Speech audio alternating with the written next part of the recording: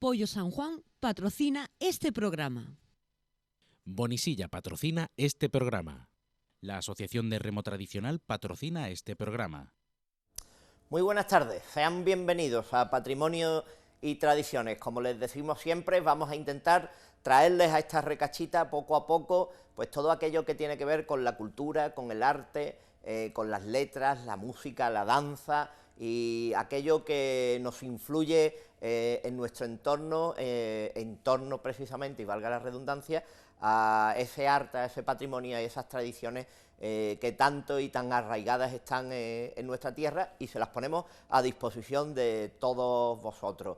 Hoy vamos a hablarles de un patrimonio tangible, que se ve y mucho, y que lo tenemos en cada lugar donde podemos acercarnos a iglesias, templos, lugares tanto de cultos como civiles, que no es otro que el mundo de la talla, del dorado, de la restauración y de todas las creaciones que tienen que ver pues con un taller de escultura, de talla, de policromado y de restauraciones, como les digo. Pero para estar conectados también, como aseveramos todos los programas y en esta casa especialmente, ya saben que siempre les traigo este móvil de la casa, de PTV en Málaga, que pone a su disposición un móvil, el Family H2, que podrán encontrar llamando al 1650, y allí pues los técnicos les van a hablar de todas las características de este smartphone, entre ellas pues esa pantalla AMOLED, el sistema Android 4.4, la perfecta sincronización entre todas las aplicaciones y el propio sistema por la carga que conlleva el propio móvil, todas las características de la cámara, tanto la frontal como la trasera, y todas y cada una de las especificaciones técnicas. Recuerden que el Family H2 lo pueden tener, puede estar en su poder llamando al 1650, y allí le informarán de los plazos que pueden acometer para pagar el mismo, o si quieren realizarlo en un solo plazo. Como les digo, al 1650 toda la información de este Family H2 y toda la información de este programa siempre queda recogida en esos microespacios que les llevamos todos los lunes. Hoy, como el programa va de arte, de talla, de policromía, de madera en general, de dar alma a la madera, nuestro microespacio está dedicado a un creador, a un genio histórico en cuanto a la escultura barroca en España se refiere, y no es otro que don Pedro de Mena y Medrano. Así pues, sepamos algo más de este creador y de este escultor granadino, pero afincado en Málaga. Nacido en Granada en 1628, Pedro de Mena y Medrano, este genial creador es uno de los exponentes de la escultura española del barroco, creando taller en Málaga tras su marcha de Granada y el encargo que recibiría de la Catedral Malacitana de realizar el coro de la misma en 1658. Pedro de Mena realizó innumerables obras en su Granada natal con el aprendizaje de su padre, Alonso de Mena, y trabajando igualmente con Alonso Cano. Es requerido por la corte y Juan José de Austria, a la vez que pasa por Madrid, lo hace también por Toledo, creando obras de indudable calidad artística. Su producción malagueña es de extraordinaria calidad, igualmente, destacando la sillería del coro de la Catedral malagueña, con una habilidad técnica y un modelado de rostros de diversas tipologías que conectan con el fiel y el espectador. Entre sus obras sobresalen piezas como el San Francisco Toledano, la Magdalena Penitente, los Exeomos y las Dolorosas, o la desaparecida Virgen de Belén de la iglesia del convento dominico de Málaga, para quien también realizara el crucificado de la Sala de Profundis, que después adquiriría la Congregación de Mena.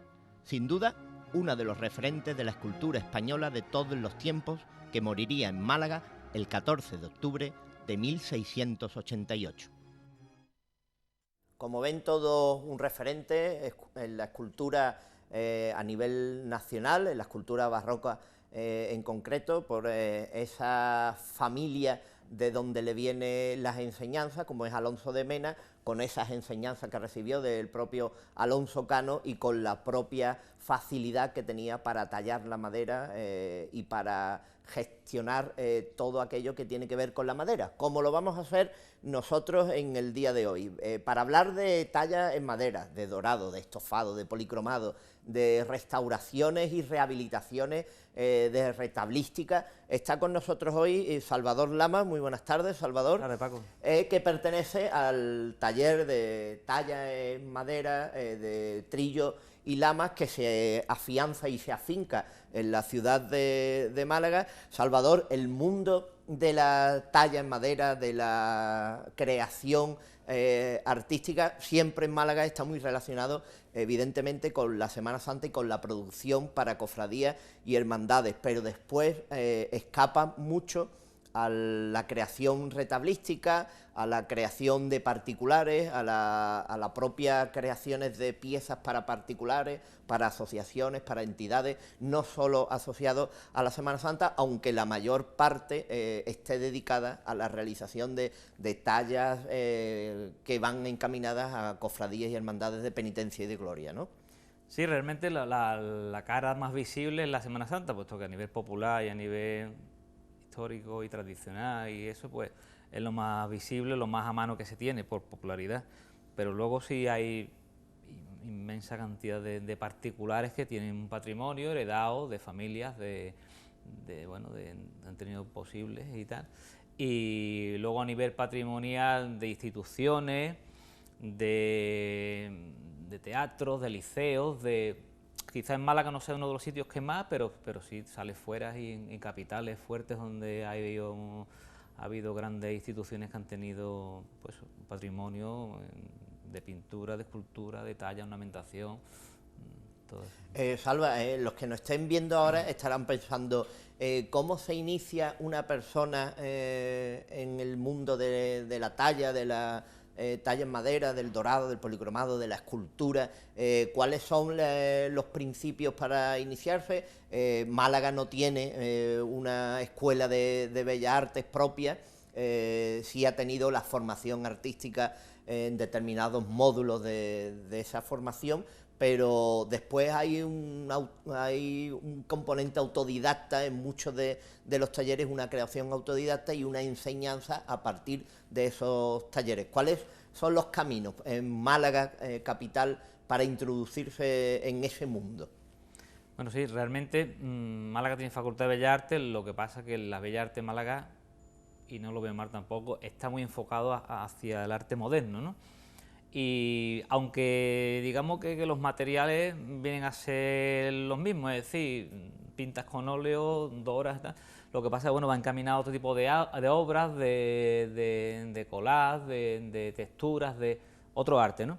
Pero bueno, aquí lo que sí más o menos en Málaga ha estado detrás de todo este camino como vehículo de iniciación, la Escuela de Arte y Oficios, con más o menos acierto en profesorado. Actualmente yo creo que con buen acierto, porque la profesora Capilla es una persona que se preocupa porque el que sale de allí sepa y realiza excursiones, proyecciones, viajes. A los alumnos no los deja así con lo básico, ¿no? Sino que es luego hay mucho de autodidacta. Tú te tienes que lanzar y ya sin profesor, tú solo, empezar a controlar todos esos trucos de taller que no se aprenden nada más que practicando, equivocándote, rectificando, escuchando. No hay un manual que te diga cómo ser, no existe un manual de cómo ser un tallista, cómo ser un dorador, cómo estofar. Hay pinceladas en enciclopedias, hoy en día Internet te aporta algo, pero también escribe cualquiera y no todo vale, ¿no?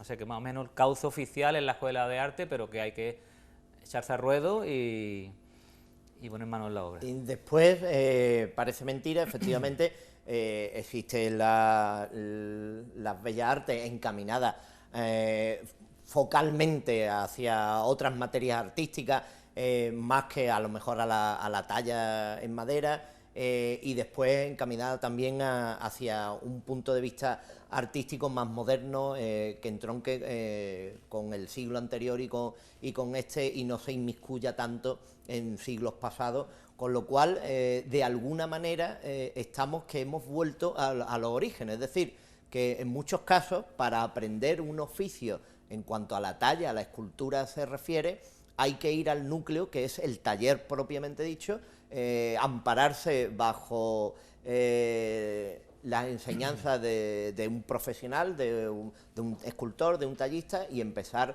en el taller a realizar pues todo y cada uno de los trabajos que los van a llevar hasta alcanzar un conocimiento en cuanto a lo que se trabaja en el taller. Y después, como tú dices, hay un punto muy grande de autodidacta, de mejorar las cualidades desde un punto de vista personal, conforme a esas enseñanzas que se les da al taller. Con lo que quiero y vengo a referirme, que parece que hemos vuelto atrás, y aquellos talleres que enseñaban en su momento los oficios, hoy en día es otra manera de aprender el oficio de la talla, aprendiendo en el taller directamente.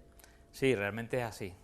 La figura del aprendiz es hoy en día más difícil de concebir, porque el tema, bueno, de las normas de seguridad, de estado de alta, de la productividad de esa persona, quizás no venga. Se ha suplementado un poco en las escuelas taller y los talleres de empleo con las prácticas en empresa, ¿no? Claro, en esto sí viene un poco a sustituir lo que es el aprendiz que antiguamente entraba en el taller, pero sí realmente lo que hace falta, ya esté con un maestro o seas tú dándote de cabeza con lo mismo varias veces hasta que no descubras el camino, y con tus prácticas y tal, realmente es el taller que te va a dar la soltura.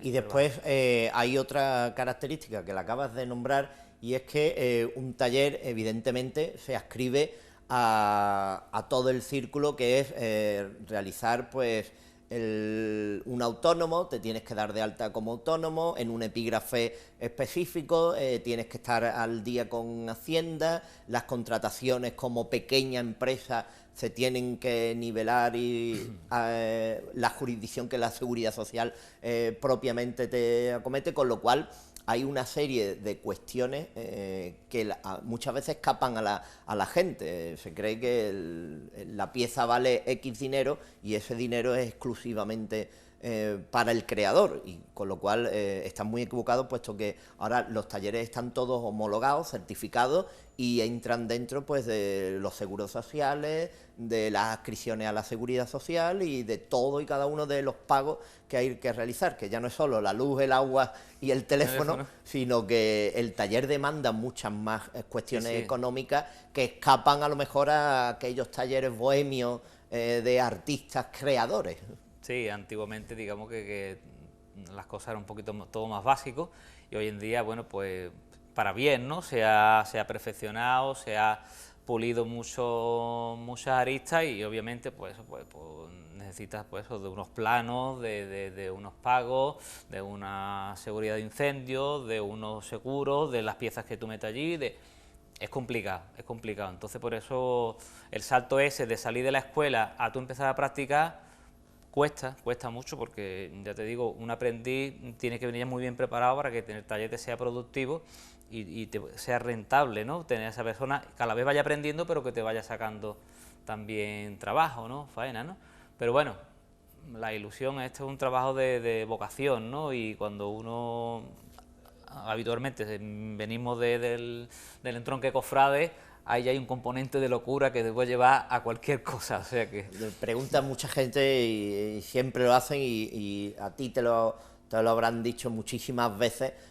Nos preguntan siempre, bueno, ¿de esto se vive? ¿De esto se puede llegar a vivir? ¿Se gana dinero con esto, como parece la opulencia, el lujo, los dorados, la talla, la magnificencia de todas estas obras? Parece que da para mucho. Y yo sé la respuesta, pero evidentemente simplemente se obtiene un trabajo, un beneficio, un sueldo que no equivale en muchos casos a grandes cantidades, y se mantiene un oficio y se mantienen unas costumbres que de otra manera en muchos casos hubieran desaparecido si no es por gentes como vosotros y como muchos otros más que han montado el taller propio y que le han dado cabida a una artesanía, un arte y unas técnicas que viven desde siglos atrás, pero que de otra manera a lo mejor se hubieran perdido. Sí, realmente esto ya te digo, hay mucho o casi todo de vocacional, y por encima del dinero, no por encima, pero bueno, en paralelo va la satisfacción personal tuya de llegar a realizar obras que bueno, que cuando eras niño las veías en la calle y te parecía aquello pues lo más grande del mundo. Cuando tú llegas a concebir algo igual que eso, entonces pues hay mucho de satisfacción personal, que bueno, vamos cuadrando, ahora con la crisis todo ha venido a menos y casi parece que vamos a entrar en el mismo rasero, ya empezarán a dispararse unos y otros, pero realmente sí, talleres grandes con más nombre, pues obviamente pues los niveles económicos son más altos.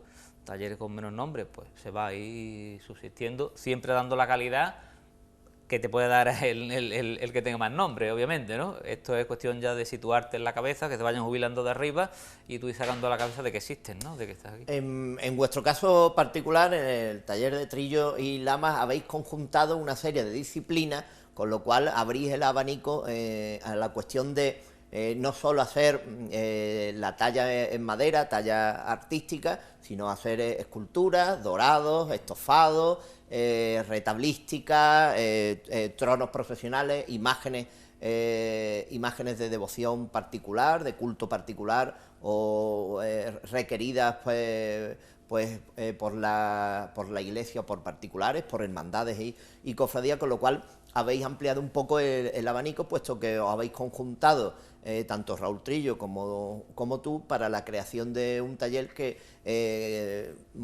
se mueve en varias disciplinas artísticas.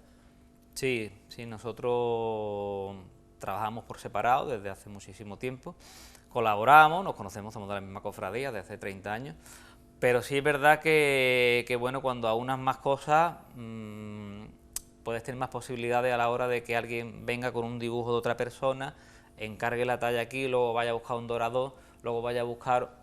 Entonces, bueno, vimos que, y quizás los talleres van un poco encaminados a eso, de aquí y de fuera, ¿no? Algunos llevan buscando el que tú entres por la puerta y te puedas encontrar con tu proyecto profesional, con tu fase de carpintería, de talla, de dorado, imaginería, digamos, de programa iconográfico, de ya sea un retablo, ya sea un trono, y que salga la pieza entera del taller, ¿no? Ya se lleva menos el ir a buscar luego otro, además el cliente se pierde mucho porque los cofrades entienden hasta ciertos niveles, tampoco son profesionales de esto, y hay obras que no terminan bien porque empiezan por aquí, terminan por otro sitio, y quizás una misma mano lo puede entender mejor. Toda obra, para que hagamos un análisis de una pieza que os vayan a encargar, en cuanto hablaremos ahora de retablística y de restauraciones, pero toda persona que llegue al taller para encomendaros una pieza o para encomendaros un trabajo, comienza con un diseño previo que presentáis después al comitente, donde le reflejáis las características técnicas y artísticas de un retablo, de una escultura, con lo cual hacéis un diseño previo que también ejecutáis en el propio taller. Ese es el principio. Exactamente, eso primero, bueno, el cliente viene con una idea, más acertada o menos, ¿no? Siempre se le trata un poco de encaminar porque tiene unas miras, el cliente tiene unas miras, pero bueno, cuando se le aconseja ya profesionalmente, decirle, mira, esto mejor que hacer esto para que dentro de X tiempo no te valga, a mejor esto, o nosotros tenemos un conocimiento del mundo cofrade, modestamente hablando, ciertamente amplio, ¿no? Porque bueno, llevamos en esto muchos años y entonces bueno, a todo el mundo no le vale cualquier cosa, ¿no? Ni a una hermandad, ni a una iglesia, ni a un... Entonces bueno, se le dan unas ideas, porque unas ideas de orientación, mira, esto mejor hacerlo así, o esta pieza tal, y una vez que se fija ya más o menos el camino, se hace un dibujo, un diseño, suele hacerlo Raúl, algunos lo hago yo, pero Raúl suele hacerlo muy rápido a la hora de ejecutar eso. En el dibujo ya se plasma casi todo. Luego vuelves a ver al cliente, se le presenta, mira, por aquí va la obra, creemos que debe ser así, ellos aportan su punto de vista, pues mira, tenemos estos condicionantes del sitio, del local, del desmontaje, del montaje, pero digamos que la visión de la obra ya está planteada, ¿no? Y a través de ese diseño ya se conoce también el presupuesto, que en muchos casos, bueno, cuando se dice se conoce de primera mano, pero no se acerca quizá en algunos casos a lo que realmente es el costo final, puesto que del dibujo a la realización y la plasmación final muchas veces va en contra del propio artista, puesto que se emplean muchos más materiales, los materiales en ese momento han subido, pero un presupuesto ya se ha dado cerrado, con lo cual hay que, como se dice en esta tierra, apencar y realizar el proyecto según lo estipulado por contrato, con lo cual las fluctuaciones del oro, del pan de oro, de la madera, de los elementos que se utilizan van cambiando constantemente a lo largo del año. Sí, sí, eso, el oro por supuesto, ¿no? El oro ha bajado alguna vez, todo depende de la bolsa, hay unas cotizaciones como esto, a veces que sube, normalmente suele subir, a veces que está más estable, con la crisis está más estable, pero no solo ya en materiales, sino que en la obra, toda obra es nueva, ¿no? A no ser que fuera una restauración que tú ya controles la pieza, porque ya la pieza existe, la puedes analizar y ver los defectos, y aunque luego una vez que la abres es como un melón que se abre, no sabes, pero bueno, vas encaminado. En una obra nueva, la orientación del precio es muy difícil, es muy difícil.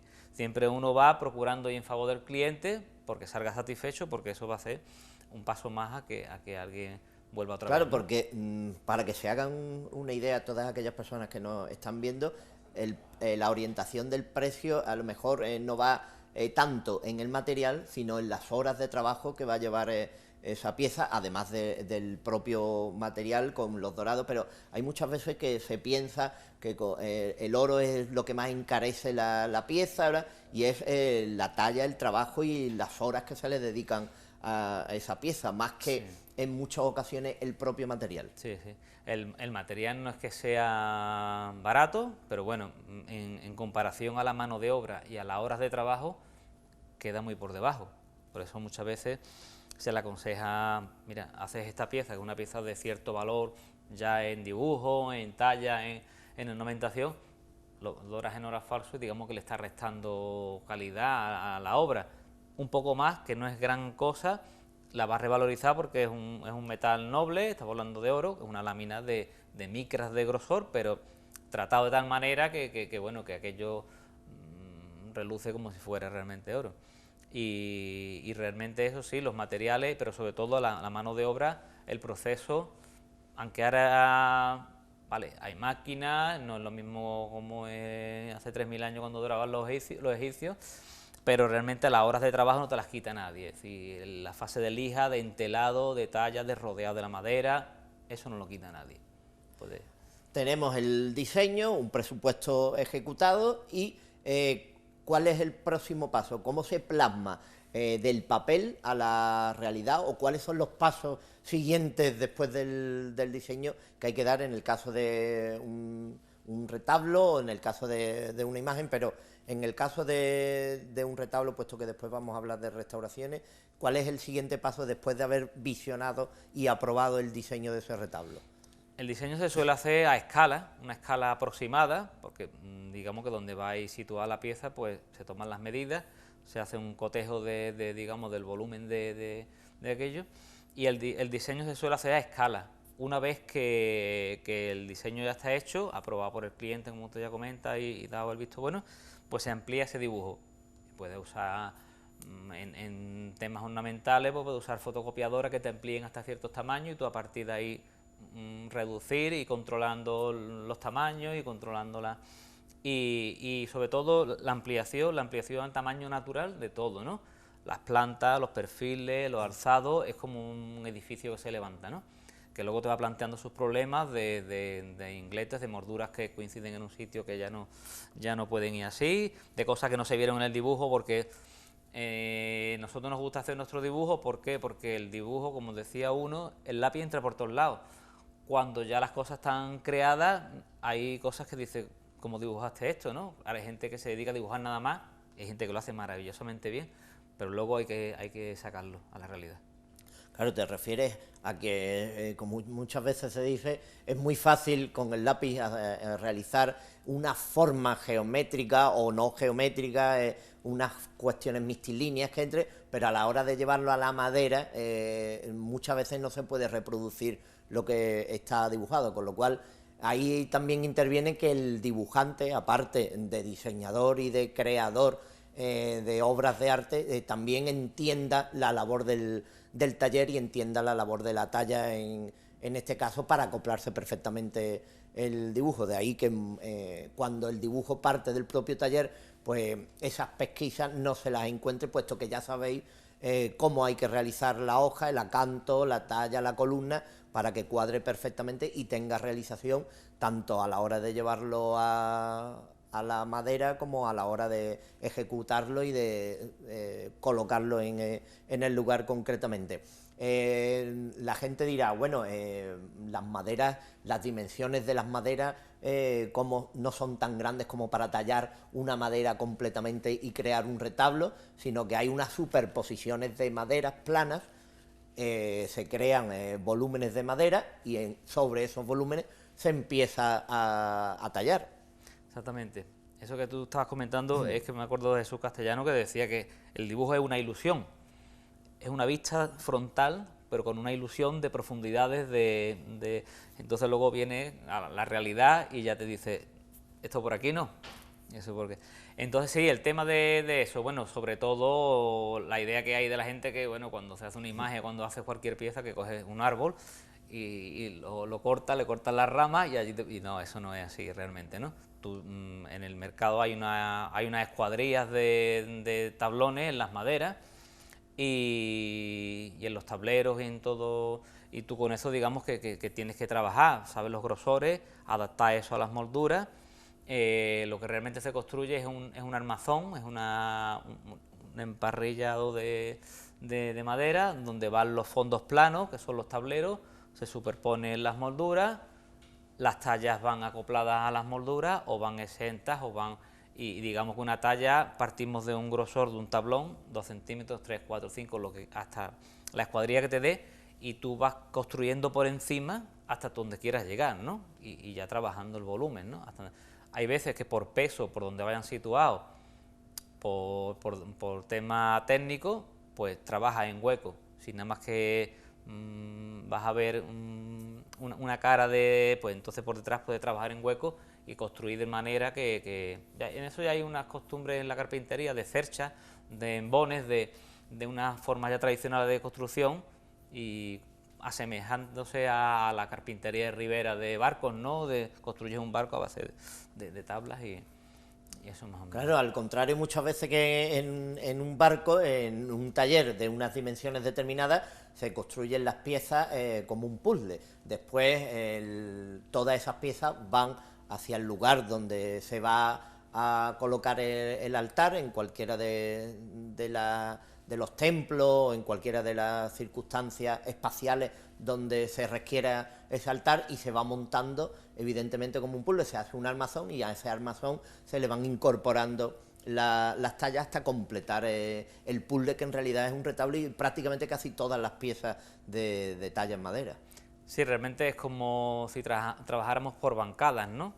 Hay un banco de partida que en la antigüedad, en el barroco y en el gótico, suelen ser de mármol, porque son las partes donde hay más roce, donde es más fácil que haya golpes, que haya roces, el tránsito de gente en el altar, en funciones. Entonces, de ahí vas construyendo hacia arriba, es decir, ya te tienes que valer de andamios, tienes que valerte de poleas, de ir subiendo piezas, pero va por bancadas, digamos, hay un cuerpo, otro cuerpo, un cuerpo central, hay cuerpos con mayores dimensiones y cuerpos, pero digamos que estos van abrochándose unos a otros, con ese emparrillado trasero, digamos, que es el que da la sujeción, puede ser metálico, donde haya unas tirantas de metal, de hierro, y realmente es así, ¿no? Y arriba, ya te digo, aligerando materiales, siempre con la misma visión, aligerando materiales y va subiendo arriba porque no es necesario cargar arriba de... Pues vamos a seguir hablándoles de esos retablos, de esas imágenes, y vamos a ver imágenes de diversas tipologías, de diferentes obras, para que se hagan una idea de todo aquello de lo que estamos hablando. Enseguida volvemos con todas esas imágenes y con mucha más talla, mucha más madera y mucho más dorado.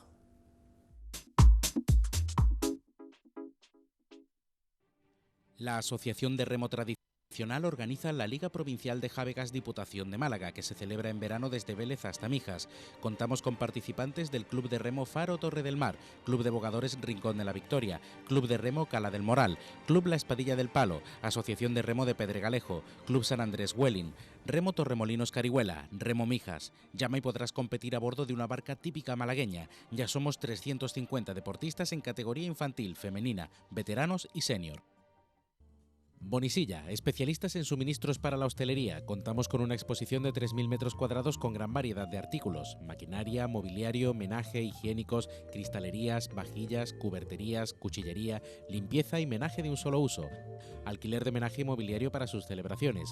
Bonisilla, mayor variedad, mayor surtido y mejores precios. Bonisilla, proveedor de hostelería líder en la provincia de Málaga. Vuelve el Teatro Clásico a Málaga a cargo de la compañía Pata Teatro.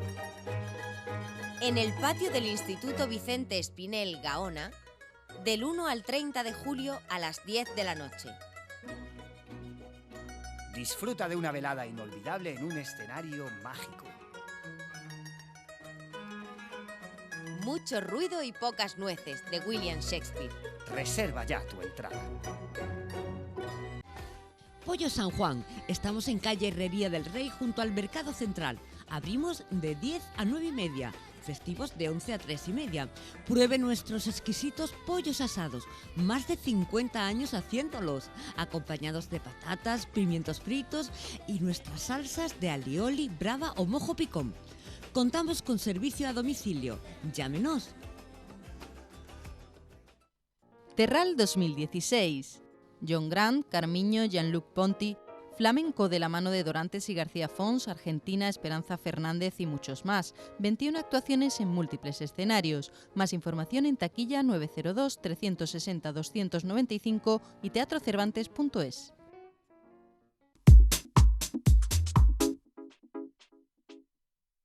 Y volvemos, ya le hemos dicho que estábamos hablando de talla en madera, de dorado, policromía, de retablística, de imaginería también, con Salvador Lamas, que pertenece al taller de talla en madera de Trillo y Lamas. Recuerden también que tenemos esos microespacios, tanto dedicados a historia, al personaje, a eventos históricos, como al vocabulario malagueño, ese vocabulario que pues nos hace únicos y genuinos a la hora de conversar, a la hora de conectar unos con otros y a la hora de diferenciarnos también. Así pues vamos a ver qué nos trae hoy ese vocabulario malagueño.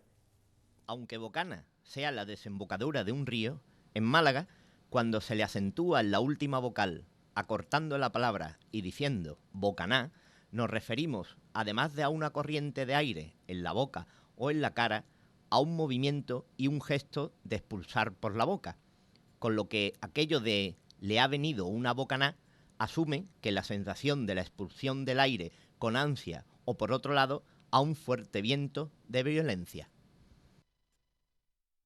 Lo que viene siendo una bocaná, tanto de aire como de sobrevenimiento a la boca, como decíamos. Les comentábamos que estábamos hablando de talla, de madera, de restauraciones, con Salvador Lamas. Salvador, lo último que habéis ejecutado, que precisamente también lo hemos comentado en nuestros programas, es la restauración de un retablo como el de la Virgen del Perpetuo Socorro de la iglesia de San Juan, que para que se hagan una idea, aquellos que nos están viendo, es una iconografía de una virgen con el niño, un icono de un cuadro rodeado de una talla y un retablo en San Juan que pues ya con el paso de los años, el deterioro, las propias poluciones del aire de todos y cada uno de los lugares en los que se encuentra cualquier obra de arte que no esté adscrita a un museo con una determinada temperatura, con un encubrimiento y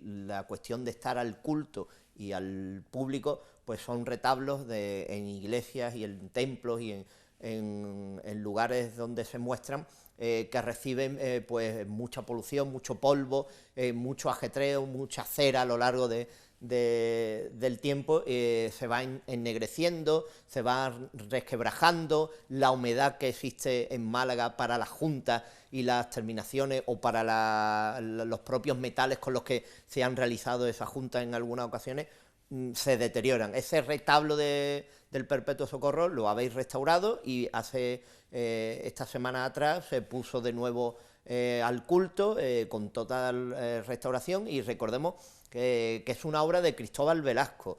El propio diseño lo tiene la Chicofradía de los Dolores de San Juan, que se ha hecho con aquellos diseños que Velasco realizó, un gran diseñador que en muchas ocasiones, por las cuestiones económicas, por la penuria de la época, pues no llegó a hacer, a lo mejor, las obras que proyectaba, se quedaban en unas obras pues más reducidas en cuanto a la vistosidad del diseño y a los volúmenes que daba el diseño y a lo que realmente después se plasmaba. Pero un diseñador que muchas veces escapa al público en general, que era que trabajó en Málaga y que se proyecta pues con retablos como este. ¿Cuál ha sido el proceso y cuál ha sido la situación en la que lo encontrasteis, este retablo? Pues mira, el proceso, todo parte de un donante particular, que con una curiosa historia que nos contó, pues está agradecido a la imagen y su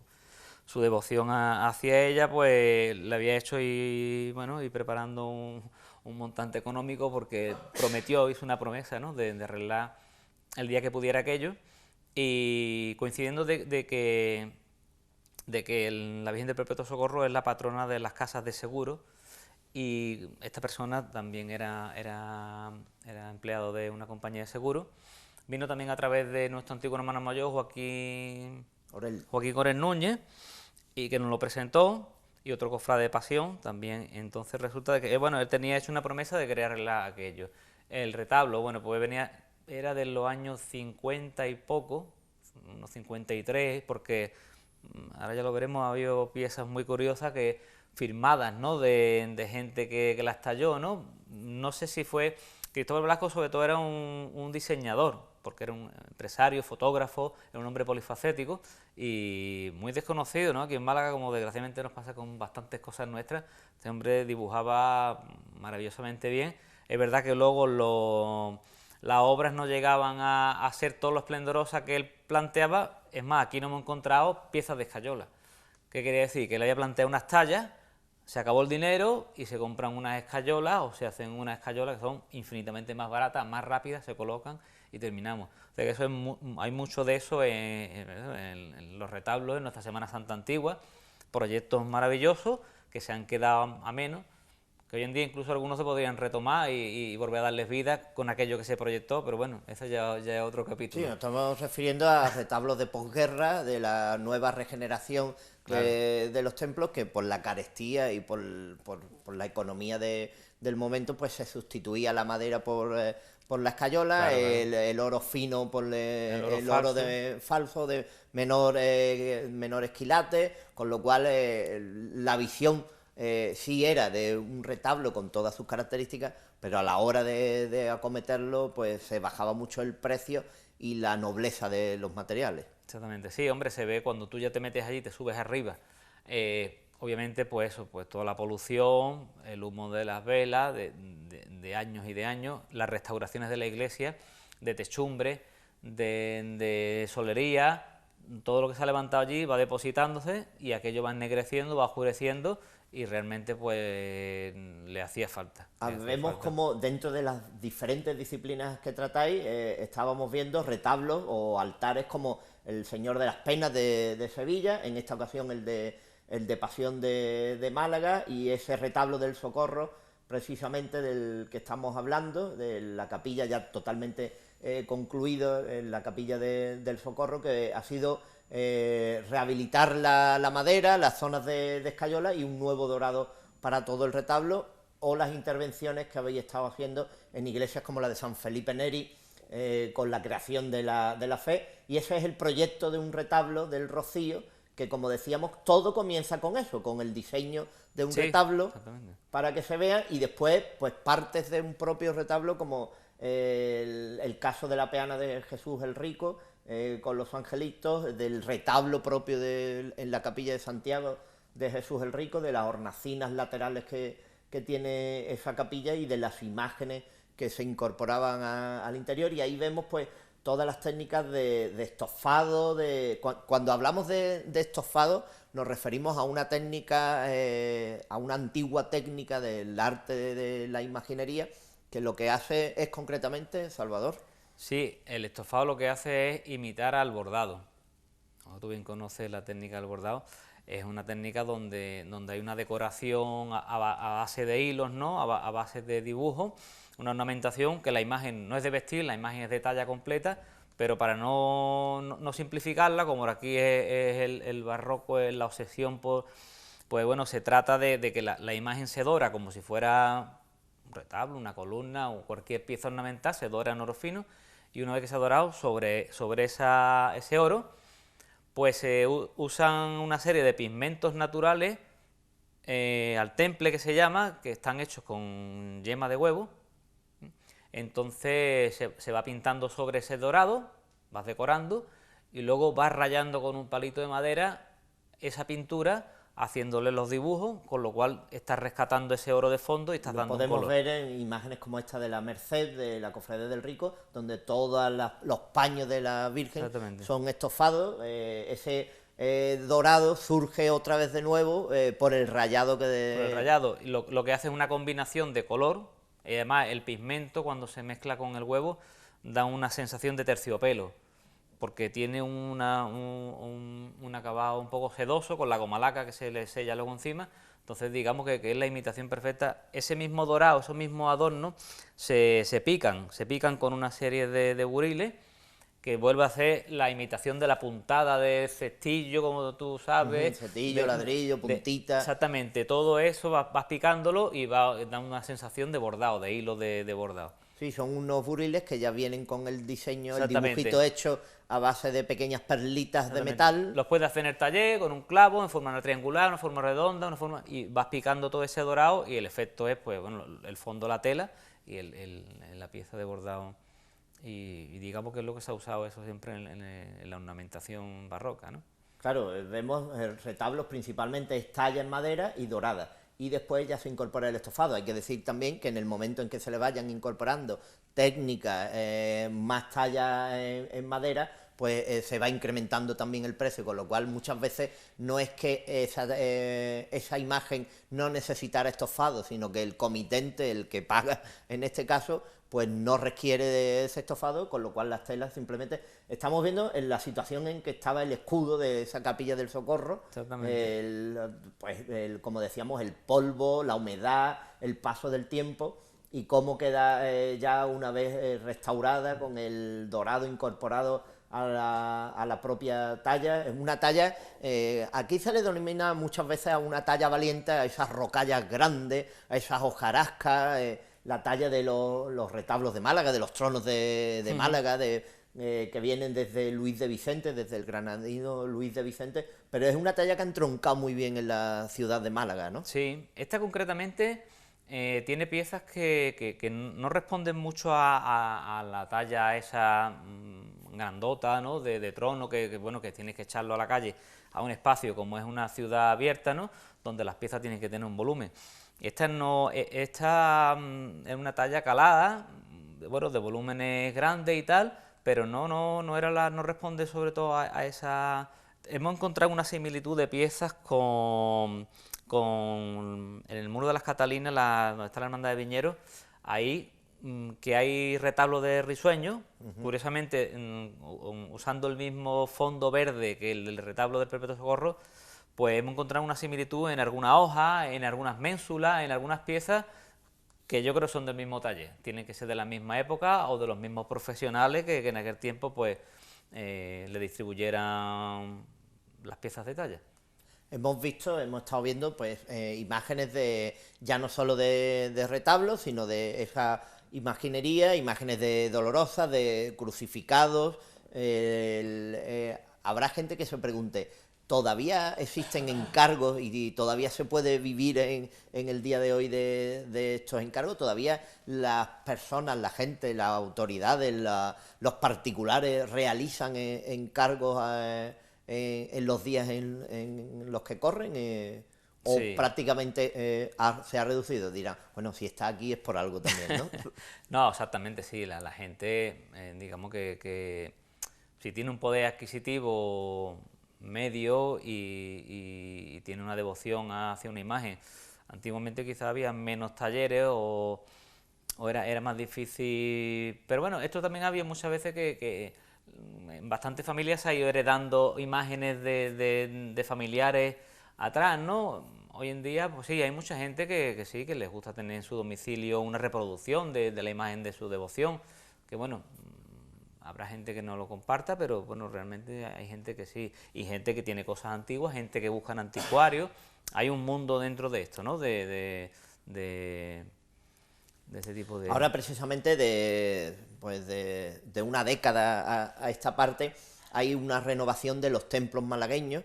En esa renovación pues habéis intervenido en casos como el que hemos visto en San Juan, pero también hemos visto imágenes de esculturas y de tallas en la iglesia de San Felipe, que afortunadamente se recuperó todo su esplendor para el culto, una joya del barroco en Málaga, y estáis interviniendo en determinadas obras y en determinadas piezas que revitalizan el patrimonio de los templos de Málaga, que ya decía que de un tiempo a esta parte estamos viendo pues que se le están metiendo mano, como se suele decir normalmente, y que no quedan en el ostracismo. Sí, exactamente, porque digamos que tanto la iglesia como las cofradías, el lugar de culto de todo el año es el edificio, la iglesia donde se sitúa, que luego, desgraciadamente, muchas veces se echa más empeño en esas piezas procesionales, pero sí es verdad que la diócesis de Málaga y por parte del obispado hay un interés en poner al día bastante, al menos los edificios, los retablos y sustituyendo piezas a lo mejor que no están en condiciones por otras que deberían estarlo, y sí, la verdad que están remozando bastante todo el patrimonio. Con imaginería, y además la imaginería, cuando se explica y cuando ven el proceso de una imagen, resulta muy curioso, porque muchas personas se piensan que una talla de una dolorosa es una madera que empieza a tallarse y se obtiene la dolorosa, y en este caso la mayoría de las dolorosas en Málaga son de candelero. Cuando decimos de candelero es que desde la cintura hacia abajo lo que tienen es una estructura de listones de madera que hacen una devanadera donde se le colocan los vestidos, y desde la cintura hacia arriba es una talla que normalmente... ¿Por qué se suele pintar de azul normalmente?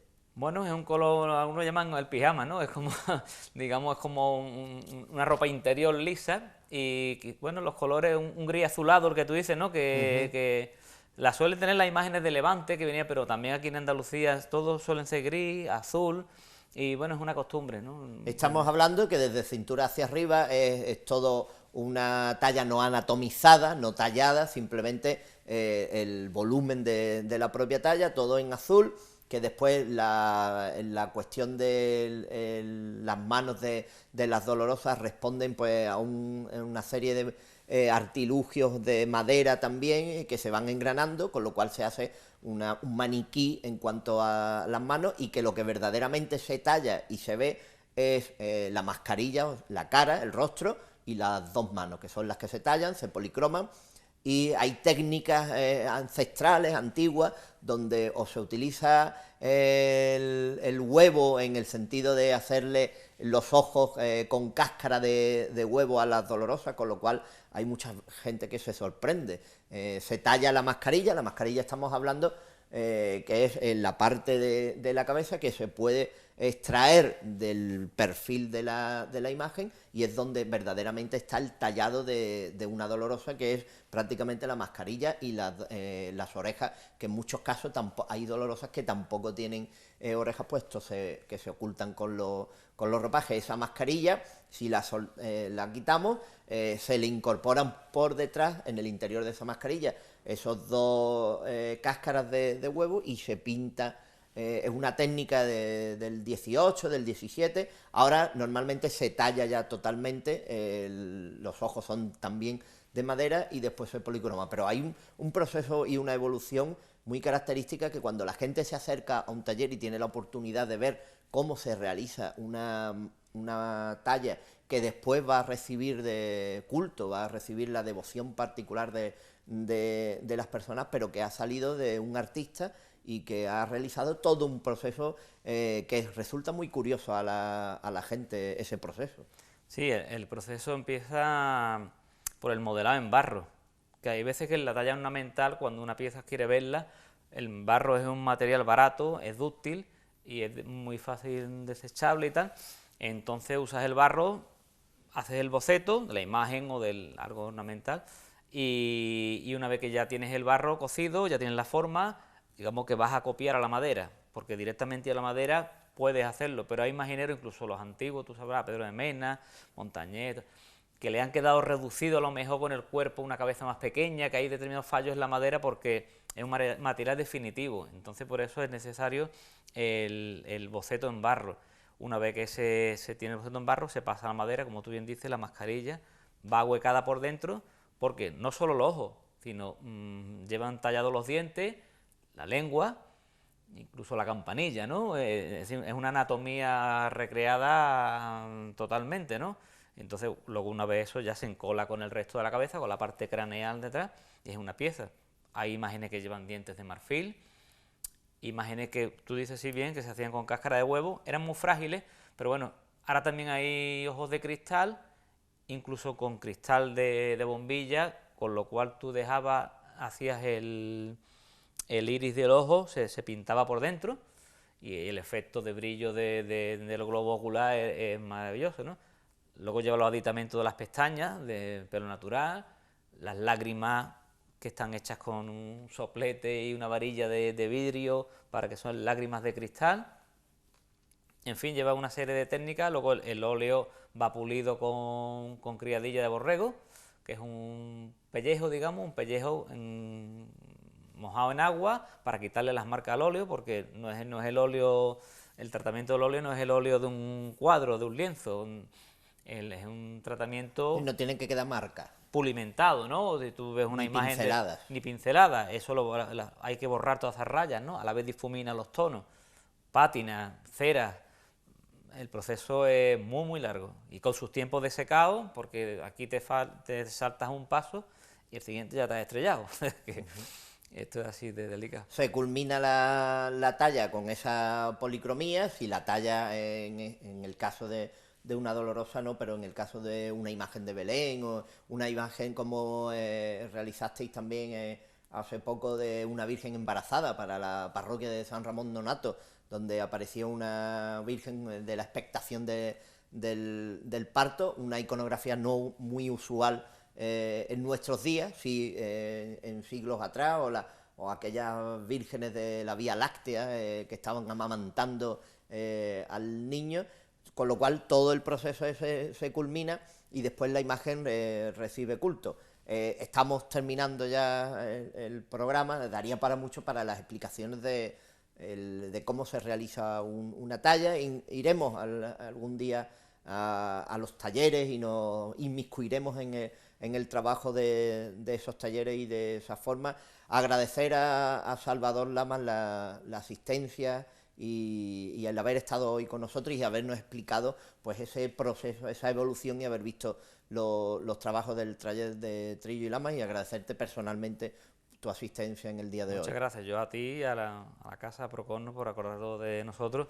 Raúl lamentablemente no puede venir porque está de viaje, nos ha pillado en época estival, pero agradeceros por la labor vuestra con la gente de Málaga, con sus tradiciones, con con todo lo que es nuestro, que bueno, lo usáis día a día por sacarlo para adelante. Pues así queda, esa divulgación de lo nuestro, de nuestras cosas y de todo aquello que tiene que ver con Málaga, con el arte, con el patrimonio y con las tradiciones. Nosotros nos vemos el próximo lunes con mucho más patrimonio y con muchas más tradiciones. No nos dejen y, como siempre les digo, acérquense a esta orilla, que merece la pena. Pollo San Juan patrocina este programa. Bonisilla patrocina este programa. La Asociación de Remo Tradicional patrocina este programa.